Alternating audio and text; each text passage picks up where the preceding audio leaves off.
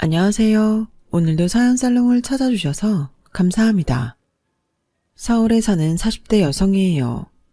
저는 1살 때 미국으로 입양돼서 미국인으로 살다가 2번의 파양 끝에 한국으로 돌아오게 되었어요. 정확히는 미국에서 추방당한 거였죠. 한국으로 돌아오기 전까지 미국에서 20년 가까이 살았지만 저를 입양했던 양부모의 무지로 인해 저는 시민권을 획득하지 못했고 그 사실을 모른 채 살다가 뒤늦게 저에게 미국 시민권이 없다는 사실을 알게 되었어요. 어렵게 들어간 대학 학비를 모으려고 펍에서 아르바이트를 하고 있었는데 술에 취한 손님과 시비가 붙게 되었죠. 신고를 받고 출동한 경찰은 형식상 가해자 남성과 피해자인 저의 신원조회를 했고 잠시 뒤 의심스러운 눈초리로 제게 그러더군요. 넌 불법 체류자야. 처음엔 경찰이 장난하는 줄 알았어요. 절대 그럴 리가 없었으니까요. 1살 무렵부터 미국에서 살아온 제가 불법 체류자라뇨. 거기다 다른 미국 아이들과 똑같이 미들스쿨과 하이스쿨까지 졸업하고 대학 입학까지 한 제가요. 하지만 제가 불법 체류자라는 사실을 안 순간부터 경찰은 제게 호의를 베풀지 않았어요. 단호하게 제 손목에 수갑을 채웠고 그 순간부터 저는 피해자가 아니었죠. 경찰에게 있어서 어디까지나 저는 남의 나라에 무단으로 들어와 돈까지 벌고 있는 범법자일 뿐이니까요. 그렇게 수감이 된 후에야 저는 저와 비슷한 상황에 처한 한국 입양아들이 많다는 사실을 알게 되었어요. 2000년도 이후에 미국으로 입양된 아이들의 경우 자동으로 시민권을 부여받지만 그 전에 입양된 아이들은 아동시민권법 소급 적용이 안 돼서 추방당하는 사례가 꽤 있었다더군요. 그리고 그중 대부분은 강제 추방을 당했다는 것도 알 수 있었죠. 얼마 뒤 저 역시 그들처럼 한국행 비행기에 오르게 되었어요. 나를 버린 나라로 다시 보내진 거죠. 그나마 다행이라고 생각한 거는 제가 다니던 중학교에 한국인 친구가 하나 있어서 그 친구 덕에 한국어를 배워둘 수 있었다는 거예요. 그 친구는 한인교회 목사님 아들인데 국민학교 5학년 때 온 가족이 미국으로 이민 와서 살고 있었어요. 친구는 집에서 한국어를 사용하는 데다 교회 신도들도 연세가 있는 분들이 많아서 다들 한국어를 사용했기에 저는 친구 도움으로 그곳에서 한국어를 배울 수 있었어요. 아들을 통해 딱한 제 처지를 들으신 목사님은 제가 외롭지 않도록 가족여행에도 저를 데리고 다니셨고 교회에서 하는 한인 행사에도 늘 불러주셨어요. 제 뿌리가 한국인임을 잊지 않도록 한국어와 역사, 문화도 많이 가르쳐 주셨고요. 목사님 사모님은 제게 한국의 집밥이 뭔지 제대로 알려주셨어요. 양부모한테 거의 방치되다시피 했던 저를 불러다 늘 밥을 먹이셨거든요. 하도 굶어서 키에 비해 몸무게가 적게 나갔던 저는 사모님이 만들어주신 김치볶음밥이랑 떡볶이, 된장찌개 등을 먹으며 뼈와 살을 키워나갔죠. 제가 양아버지의 폭력에 참다 못해 집에서 가출을 했을 때도 저를 찾아 나선 건 양부모가 아닌 목사님 가족이었어요. 저에게 꿈을 심어주고 대학에 진학할 수 있도록 길을 열어준 분도 그분들이죠. 신은 제게 부모는 주지 않으셨지만 부모보다 더 훌륭한 목사님 가족을 보내주셔서 더는 외롭지 않았어요. 하지만 뜻하지 않은 상황에 생이별을 하게 되니 그동안 스스로를 지탱하던 지지대가 무너진 것처럼 걷잡을 수 없이 망가지고 말았어요. 마치 세상에 혼자 버려진 것처럼 막막하고 두려웠어요. 그래서 내 친부모님을 찾기로 했죠. 하지만 홀트 복지관의 도움을 받아 아무리 찾아봐도 찾을 수가 없었어요. 마치 처음부터 세상에 존재하지 않았던 분들처럼 꽁꽁 숨어서 머리카락 한 올조차 찾을 수 없었죠. 큰 기대는 없었지만 혹시나 하는 믿음까지 산산조각이 나자 정말 다 포기하고 싶다는 생각이 들더군요. 한국에서 검은머리 미국인인 저는 아무것도 할 수 있는 게 없었어요. 외모는 한국인이지만 말과 행동은 미국인인 저는 어디에도 속하지 못하는 이방인이었으니까요. 그나마 제가 유일하게 잘할 수 있는 영어를 이용해 밥벌이를 하려고 영어학원을 찾아가 봤지만 하나같이 백인 강사를 원한다는 말을 하더군요. 게다가 대학 졸업장이 없던 저로서는 회사에 취직도 할 수 없었어요. 한국말을 하기는 하지만 한국인들이 듣기엔 상당히 어눌한 발음도 직장을 구하는 데 걸림돌이었거든요. 그러다 하루는 미국에 있는 친구한테 온 메일을 받게 되었어요. 목사님 사촌이 이태원에서 카페를 하는데 거기에 한번 가보라고요. 파트타임이기는 하지만 집세 정도는 벌 수 있을 거라더군요. 그렇게 이태원에 발을 들인 저는 카페와 레스토랑, 펍 등에서 서빙 아르바이트를 하게 되었고, 그러다 한 레스토랑의 정직원으로 채용이 되어 생활의 안정을 찾을 수 있었어요. 그 레스토랑의 사장이 바로 지금의 제 남편이에요. 저는 아직도 처음 남편을 만났던 그 순간을 잊을 수가 없어요. 정확히는 제가 이력서를 들고 남편의 레스토랑에 면접을 보러 왔을 때 남편이 했던 말과 그 눈빛이죠. 아직 한글을 쓰는 게 서툴렀던 저는 자기소개서 대신 말로 제 소개를 했어요. 1살 무렵 미국으로 입양돼서 양부모의 학대 끝에 2번의 파양을 당한 일과 같은 학교에 다니던 목사님 아들과 친구가 되면서 뒤늦게 내 정체성을 찾게 된 것, 그리고 뜻하지 않게 미국에서 추방돼 한국으로 돌아온 일들까지 마치 영화 줄거리 소개하듯 쭉 얘기했죠. 그 얘기를 다 들은 남편은 눈시울을 붉히며 제게 그랬어요. 미안하다고요. 자기도 자기가 왜 이런 말을 하는지 모르겠는데 그냥 저한테 미안하다고 말이에요. 그 말에 가슴속에서 뭔가 꿈틀하더니 순식간에 감정이 복받쳐 올라 그대로 눈물이 터져버렸어요. 가게 안에 있던 손님들과 직원들이 영문도 모른 채 저를 쳐다봤지만 멈추려고 해도 눈물이 멈춰지지 않더라고요. 오히려 어깨가 들썩일 정도로 감정이 격해지고 말았죠. 그렇게 한참을 울고 나서야 겨우 진정이 된 저는 화장실에 가서 얼굴을 닦고 나왔어요. 아, 취직은 물 건너 갔다 싶었죠. 그런데 남편이 저를 보고 환하게 웃으며 그러는 거예요. 내일부터 출근하는 겁니다. 앞으로는 우리 가게에서 한 식구로 지내보자고요. 세상이 나를 밀어내는 것만 같던 시기에 남편의 따뜻한 한마디는 제가 한국에 뿌리를 내릴 수 있는 용기를 주었어요. 이제는 이방인이 아니라 어엿한 한국인으로 살아갈 수 있을 거라는 희망도 갖게 되었죠. 오너 셰프인 남편은 음식 솜씨도 좋았지만 성격은 특히 더 좋았어요. 각종 직업군의 친구들은 하루가 멀다 하고 가게에 찾아왔고 남편은 그 친구들을 제게 소개해 주었어요. 한국에서는 직장 상사의 친구들과 가게 직원이 친구처럼 지내는 일은 흔치 않았겠지만 한국 문화에 젖어있지 않았던 저는 문제될 게 없었어요. 남편 가게에 들어온 지 1년쯤 지나자 남편 친구들은 다 제 친구가 되었죠. 나중에 알게 된 거지만 제가 입사하고 얼마 안 된 시점부터 남편이 제게 마음이 있었던 모양이에요. 남편을 통해 그 사실을 알고 있던 남편 친구들은 우리 둘 사이를 연결해 주려고 일부러 저와도 가깝게 지냈다고 하더군요. 오너와 직원에서 연인 사이가 된 우리는 3년 가까이 사귀었어요. 그러던 어느 날 남편이 친구들과 함께한 자리에서 제게 서프라이즈 청혼을 했고 이듬해 5월에 결혼을 하기로 약속했어요. 물론 그 전에 시부모님들께 허락을 받아야 했지만요. 부모님 허락 없이는 결혼 못해? 그런 건 아니지만 그래도 형식상 말씀은 드리고 해야겠지. 아마 별탈 없이 허락해 주실 거야. 왜? 우리 부모님 만나려니까 걱정돼? 아무래도 나는 부모가 없으니까 가족도 없고 자기도 알다시피 입양아 출신이잖아. 게다가 미국에서는 추방까지 당했고 말이야. 그게 자기 잘못은 아니잖아. 왜 남이 한 잘못 때문에 자기가 기죽고 주눅 들어야 하는데 자기는 자기가 한 거에 대해서만 책임지고 살면 돼. 그러니까 걱정하지 마. 남편의 따뜻한 위로에도 불구하고 시부모님께 인사드리러 가는 날이 다가올수록 초조하고 마음이 많이 무거웠어요. 아무리 당당해지려고 해도 어깨가 움츠러들더라고요. 남편을 따라 시댁에 갈 때만 해도 시부모님만 만나는 줄 알았어요.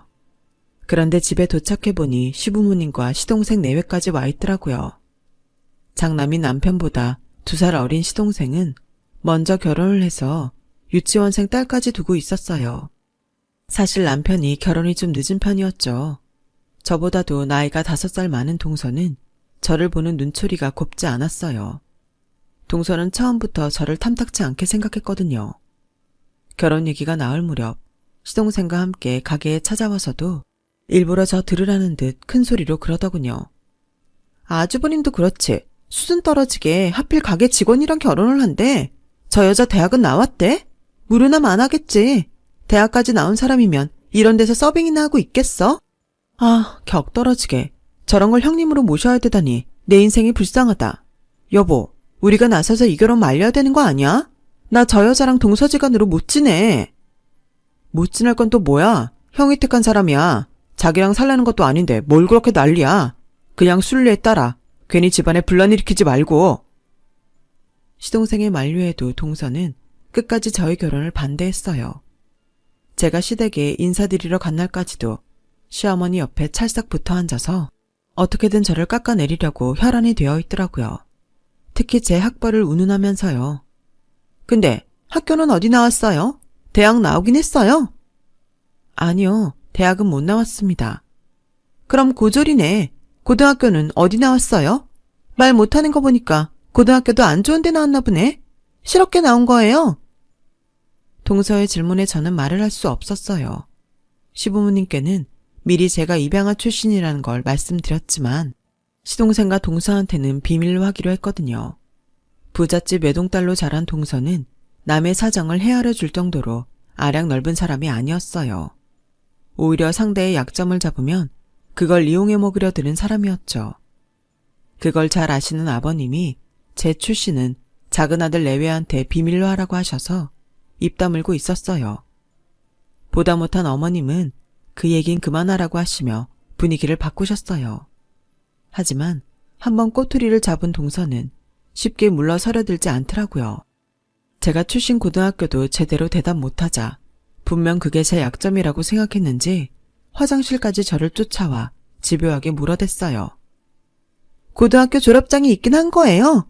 설마 중졸은 아니죠? 그때 저는 졸업장이 있냐는 말이 졸업을 했냐는 말과 같은 의미인지 몰랐던 터라 당장 수중에 졸업장이 없으니까 졸업장이 없다고 말했어요. 그 바람에 오해가 생긴 거죠. 얼떨결에 동서한테 저는 고등학교도 못 나온 사람이 되어버렸거든요. 그 오해 때문인지 동서는 저를 되게 무시했어요. 말끝마다 형님은 모르겠지만 이라거나 내가 하는 말 이해는 해요? 라면서 면박을 주곤 했거든요. 거기다 제가 앞에 있는데도 자기 남편한테 영어로 제 흉을 보더라고요. 따질까 하다가 모른 척 해줬더니 진짜 제가 영어를 못 알아듣는 줄 알고 툭 하면 그런 짓을 했어요. 시동생은 여자들 문제에 끼기 싫다며 자기 아내가 하는 험담을 그저 흘려듣는 것 같더라고요. 처음엔 동서를 조용히 불러 내가 다 알아들으니까 그러지 말라고 말해줄까도 생각했는데 다른 사람도 아니고 자기 애한테까지 영어로 제 험담을 하는 걸 듣고는 하도 얄미워서 그냥 말 안 해줬어요. 조카가 영어 유치원에 다니고 있어서 영어를 꽤 하는데 그걸 이용해서 나쁜 짓에 써먹다니 고약한 엄마죠. 조카는 자기 엄마가 왜 큰엄마 험담을 하는지 영문도 모른 채 눈만 말똥말똥 뜨고 저를 바라보았어요. 그랬더니 동서가 애한테 영어로 그러지 뭐해요. 괜찮아. 큰엄마는 영어 못 알아들어. 큰엄마는 학교 다닐 때 공부 안 해서 엄청 멍청하거든. 그러니까 앞으로도 큰엄마 있을 때는 엄마랑 영어로 말하자. 큰엄마가 무슨 말 하는지 궁금하게. 참 못됐죠. 나이 먹은 어른이 애한테 나쁜 것만 가르치고 있으니 말이에요. 제대로 된 엄마라면 자기 애한테 그런 짓은 가르치지 않을 텐데 말이죠. 그래서 저런 인간한테는 잘못된 걸 고쳐줄 필요가 없다고 생각했어요. 앞으로도 쭉 저러고 살면서 주변 사람들한테 욕이나 실컷 먹으라고요. 한편으로는 저런 동서가 내 손바닥 안에서 놀고 있는 것 같아서 은근히 재미있기도 했고요. 그런데 그러다 일이 벌어진 거예요. 하루는 조카가 태블릿으로 영어 공부를 하고 있었는데 보니까 특정 발음을 잘못 발음하고 있더라고요. 마침 옆에 동서도 없겠다. 제가 가서 살짝 발음 교정을 해주었죠. 그랬더니 조카가 놀라더라고요. 큰엄마, 영어 할 줄 알아? 그런데 엄마한테는 비밀이야. 조카는 비밀이라는 말에 들떠서는 새끼손가락까지 걸자고 했어요. 그런데 그때 동서가 그걸 본 거예요. 형님, 지금 애 데리고 뭐 하는 거예요? 아니, 고등학교도 못 나온 주제에 애 영어 공부하는데 왜 방해하냐고요? 이건 완전 미친 또라이 아냐? 은비, 태블릿 들고 방으로 들어가. 조카는 서슬퍼런 지 엄마 얼굴에 잔뜩 얼어서는 방으로 들어갔어요. 애가 들어가고 나자 동서는 소매까지 걷어붙이고는 제게 따지기 시작했어요. 내가 형님 해주니까 뭐라도 된 걸로 착각하는 모양인데 제발 분수 좀 알고 까불어. 동서, 난 그냥 은비가 단어 발음을 잘 못하길래 고쳐준 것뿐이야. 그게 그렇게 잘못된 거야? 이게 진짜 웃기네? 야, 니깎게 뭔데 내 딸 공부하는데 옆에서 훈계질이야. 니가 알면 영어를 뭘 안다고. 가짜않게 발음을 고쳐줘? 너 토익 몇 점이야? 토익이 뭔지 알긴 하니? 아주버님이 사람이 착해서 너 같은 여자한테 속아 결혼까지 했나 몰라도 난 너 형님으로 인정 안 해. 막말로 네가 어디서 모아먹 굴러먹던 앤지 알게 뭐야? 부모도 없다며. 그런 주제에 어디서 대먹지 않게 꼴값이냐고. 운 좋게 남자 안 홀려서 이 집에 시집 왔으면 닥치고 조용히 살란 말이야. 주제 파악 좀 하라고. 그때였어요. 시동생과 함께 서재에서 나온 남편이 버럭 소리를 질렀죠. 지금 뭐 하는 짓입니까? 재수씨가 뭔데 이 사람한테 그런 막말을 하냐고요? 아니, 그게 아니라 형님이 꼴에 우리 은비 영어 발음 가지고 트집을 잡지 뭐예요. 고등학교도 제대로 안 나온 주제에. 누가 그래요? 저 사람이 고등학교도 안 나왔다고. 비록 졸업은 못했지만 미국에서 명문대 입학까지 한 사람입니다. 영어 실력은 원어민 수준인 사람이라고요. 그 말에 동서는 두 눈이 커져서는 저를 바라보았어요. 그동안 자신이 저렴한 영어 실력으로 제 욕을 했던 게 떠올라 그런지 얼굴이 빨갛게 달아올랐더라고요. 동서, 실은 나 그동안 다 알아들었어. 동서가 서방님이랑 은비한테 영어로 내 흉보는 거 말이야. 진작 얘기할까 했는데 나도 심술이 나서 말 않고 있었어. 그러자 그동안 자기 아내가 형수 욕을 하는 걸 알면서도 입 다물고 있었던 시동생도 얼굴이 벌개졌어요.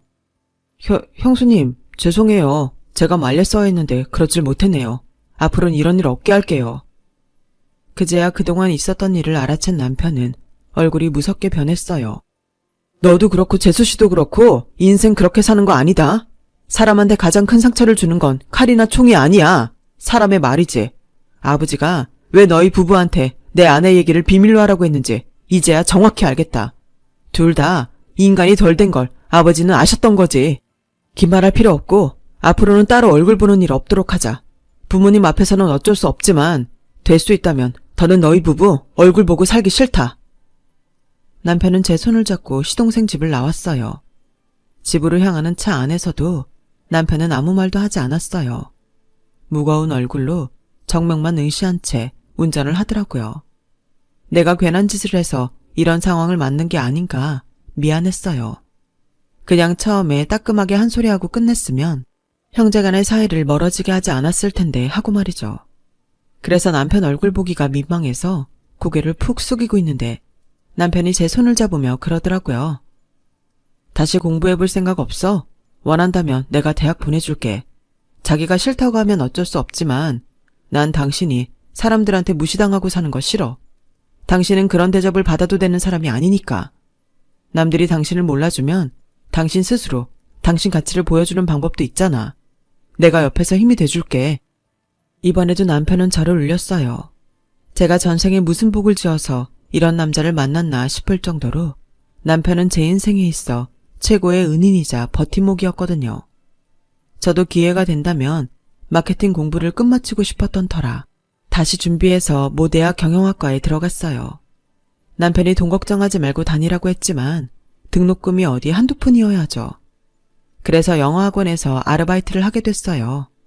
그런데 학생 중 하나가 주말인데도 제게 전화해 발음 교정을 해달라고 부탁을 하더라고요. 귀찮기는 했지만 평소 영어 공부에 열의가 있는 친구라 거절할 수가 없어서 도와주게 되었죠. 그런데 전화통화상으로는 입모양을 보여줄 수가 없어서 정확한 발음을 짚어줄 수가 없더라고요. 생각도 못해 스카이프로 영상통화를 해서 제 입모양을 보여주면서 발음 교정을 해주었죠. 그걸 본 남편이 지나가는 말로 슬쩍 그러더라고요. 나 어릴 땐 땡땡 영어라고 있었는데 아침에 선생님이 전화해서 문장 연습을 시켜주곤 했었어. 그때도 이렇게 실시간 영상을 보면서 할 수 있었다면 훨씬 더 바른 교정이 잘 됐었을 텐데 아쉽네. 요즘엔 스마트폰이 있어서 영상통화하면서 공부하기 좋겠어. 남편의 그 말에 아이디어를 얻은 저는 동영상 전화 수업을 바탕으로 영어 교육 사업을 해보기로 했어요. 구체적인 사업 계획서를 만들어 교수님들께 조언을 받은 저는 대학을 졸업하자마자 본격적으로 영어 교육 사업에 뛰어들었어요. 하지만 모든 일이 다 그렇듯 문제는 돈이더라고요. 사업 경험도 하나 없는 저한테 선뜻 자금을 대줄 사람은 어디에도 없었으니까요.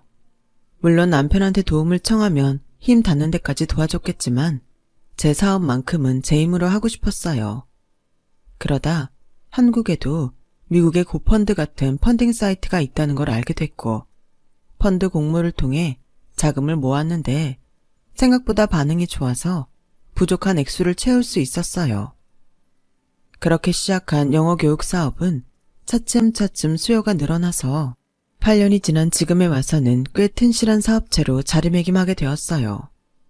저한테 있어서는 수입이 엄청나게 늘었다는 것보다 나를 버린 두 나라의 언어를 사업 아이템으로 활용해 성공했다는데 더 큰 의미가 있어요. 그런데 그와는 부수적으로 생각지 못한 복수까지 하게 됐지 뭡니까? 오래전 제 학벌을 들먹이며 저를 괴롭혔던 동서가 제 회사로 찾아와 자기 좀 살려달라고 무릎까지 꿇고 통사정을 하지 뭐예요. 시부모님이 돌아가신 이후 지난 몇 년간 우리 부부와 연락도 끊고 살아왔는데 그 사이 집안에 안 좋은 일들이 많았던 모양이에요. 잘 살던 친정이 망한 데다가 동서가 시동생 몰래 대출까지 받아서 투자한 주식까지 상장 폐지되자 그 돈을 막느라 카드로 내 사채까지 빌려 쓴 모양이었어요. 뒤늦게 그 사실을 안 시동생이 이혼을 요구했고 동서는 할 수 없이 딸아이 미래를 생각해서 모든 빚을 혼자 떠안은 채 이혼 서류에 도장을 찍었다더군요. 문제는 이자가 눈덩이처럼 불어난 빚이었어요. 평생 자기 손으로 용돈 한번 벌어본 적이 없는 동서는 이자 무서운 줄도 모르고 여기저기서 돈만 끌어다 메꾸곤 했는데 이제 더는 끌었을 돈도 없게 된 거예요. 그러다 딸아이와 통화하던 중 제가 사업으로 성공했다는 소리를 듣고 돈을 빌리러 찾아온 거였죠. 동서, 돈 빌려주면 갚을 수는 있어? 당연하죠.